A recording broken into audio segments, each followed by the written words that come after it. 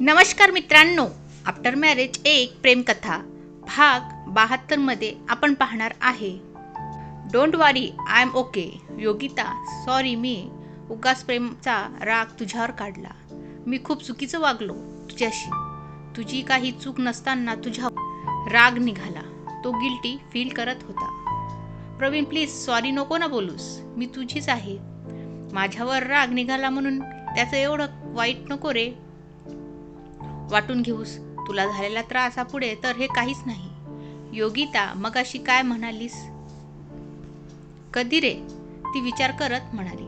मगाशी मला तू प्रणू बोललीस ना, ते ऐकून मला आई आणि आजीचा भास झाला. मी तुला प्रणू बोललेलं आवडते ना? तो डोळ्यांनीच हो म्हणाला. मग आपल्या रूममध्ये असताना तू मला प्रणूच बोलणार? ती त्याला बिलगत म्हणाली. तशी त्याने मिठी घट्ट केली. I love you Yogita. मी खूप वाईट आहे. कसलाच विचार न करता तुझ्या या मुलायम केसांवर अत्याचार केला. तुला खूप दुखलं असेल ना? तो तिच्या केसावर ओठ टेकवत म्हणाला. प्रवीण, ते सगळं मनातून काढून टाक. बघू आता, ती त्याला समजवण्याच्या सुरात म्हणाली. थोड्या वेळाने दोघेही एकमेकांना बिलगून झोपले. तिने हळूच त्याच्या कपडावर ओठ टेकवले.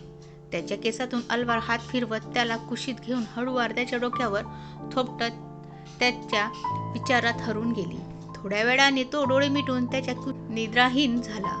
तिला मात्र काही केल्या झोप येत नव्हती. मगाचा त्या अवतार पाहून तिला त्याची खूप काळजी वाटत होती. अचानक या प्रेमच्या पुन्हा येण्याने तिचा जीव धास्तवला होता. उगाच राहून राहून मनात एक अनामिक भीतीची लहर उठत होती. तिला आता स्वतःपेक्षा प्रवीणचीच काळजी वाटत होती. प्रणू, तुला शब्दात नाही तर सांगू शकत रे, तू माझ्यासाठी काय आहेस ते. मागाशी तुझ्या हातातून वाहणारे रक्त पाहून जीव जायची वेळ आली होती. तू माझा श्वास आहेस. तुला जर काय नको नको असे विचार पण करवत नाहीत.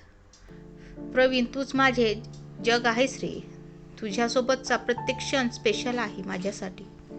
खरं तर तू त्या प्रत्येक क्षणाला स्पेशल बनवतोस. कधी वाटलं पण नव्हतं मी तुझ्यावर एवढं प्रेम करेल. पण तू खऱ्या प्रेमाचा अर्थ माझ्या मनाला पटवून दिलास. हळूवार प्रेमाची परिभाषा समजून घेतलीस. आता माझी वेळ आहे तुला समजून घेण्याची.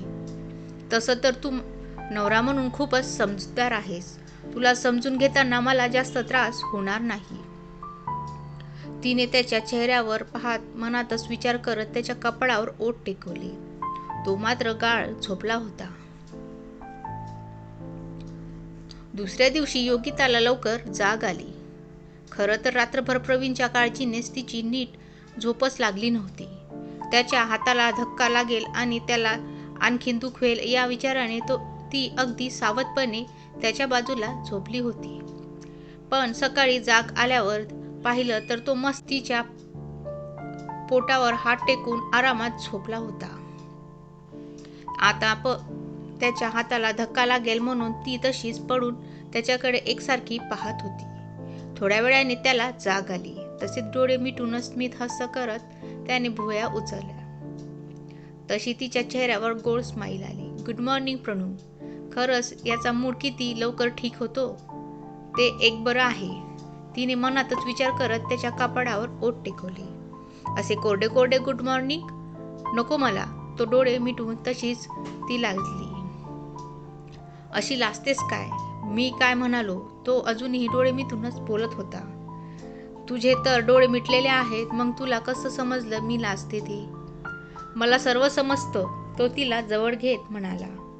प्रवीण, अरे तुझा हात दुखेल. तुझा हात बरा आहे ना आता? ती काळजीने म्हणाली. किती काळजी करतेस? काही नाही दुखते माझा हात. मी काय तुझ्यासारखा नाजूक थोडी आहे. गावी गेलो तेव्हा पायात काटा रुतला तेव्हा किती रडत होतीस. मी तर जाम घाबरलो होतो तेव्हा.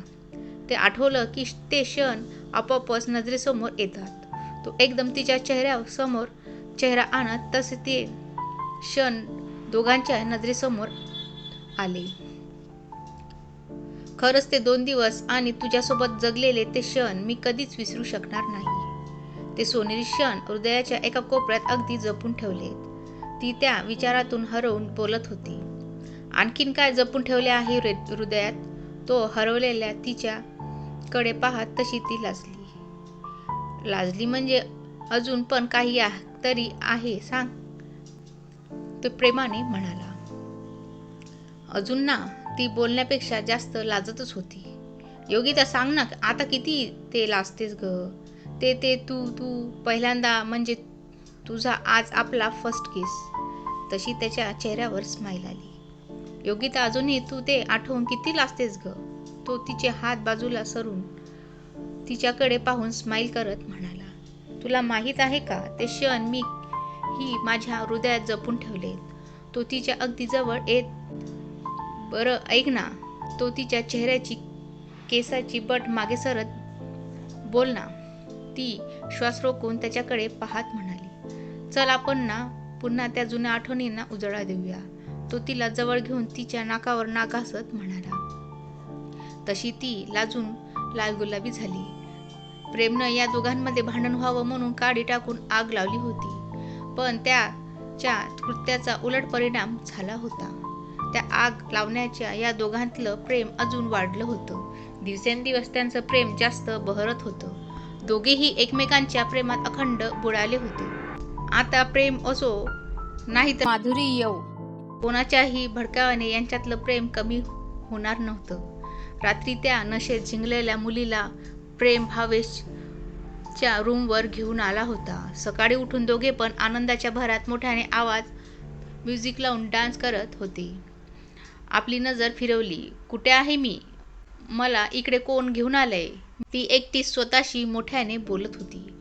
बाहेर म्युझिक अजूनही वाजत होतं. त्या आवाजाने तिला त्रास होऊ लागला. तशी ती ओरडली. Stop this nonsense. मी कुठे आहे? मला इकडे कोण घेऊन आलंय?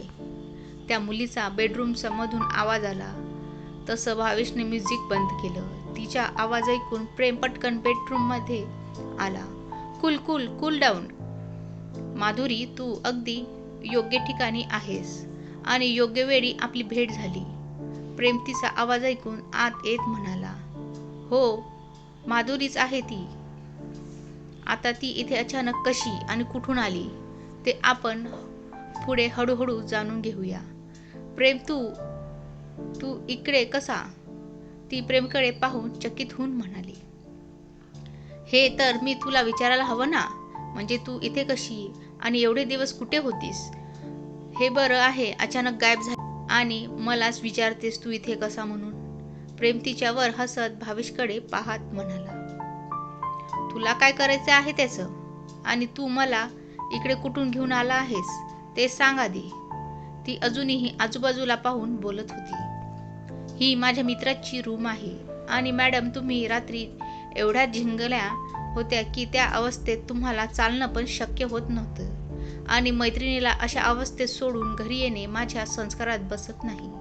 प्रेम तिच्यावर नजर रोखत म्हणाला. बरं आता पटापट बोल. लग्नाच्या मांडवातून होणाऱ्या नवऱ्याला बोहल्यावर तटकाळ ठेवून अचानक कुठं गायब झालीस आणि रात्री अचानक उगवलीस?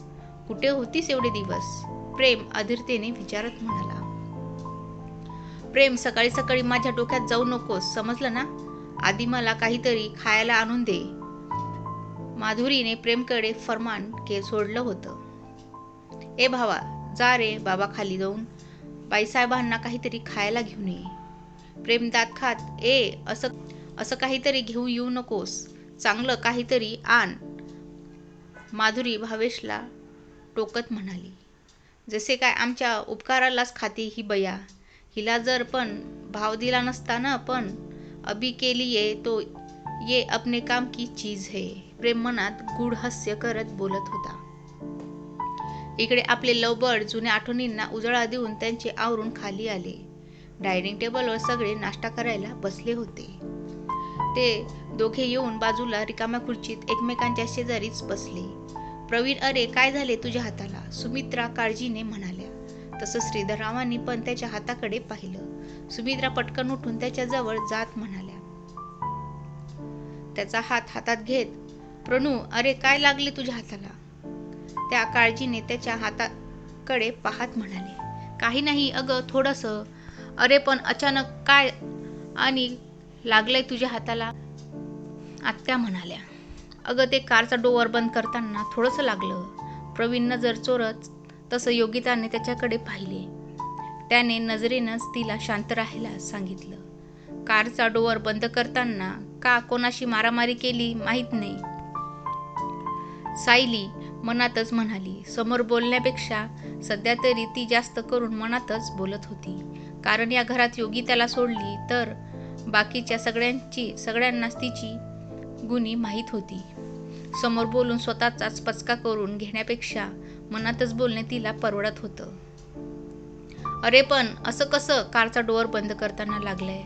आत्या काळजीने म्हणाल्या. अगं जास्त काही नाही लागलंय, प्रवीण आत्याला समजवण्याच्या सुरात म्हणाला. थोडं लागलं असेल. तो काय आता लहान आहे का एवढ्याशा गोष्टीहून इश्यू करताय? श्रीधरराव विषय स्टॉप करत म्हणाले. प्रवीण तुला ठीक वाटलं असेल तर ऑफिसला ये, नाहीतर घरीच आराम कर म्हणून श्रीधरराव ऑफिसला जायला निघाले. बाबा अहो जास्त नाही काही, आम्ही येतो थोड्या वेळात, प्रवीण म्हणाला. आणि येणाऱ्या पुढील भागामध्ये काय होईल ते नक्की बघा.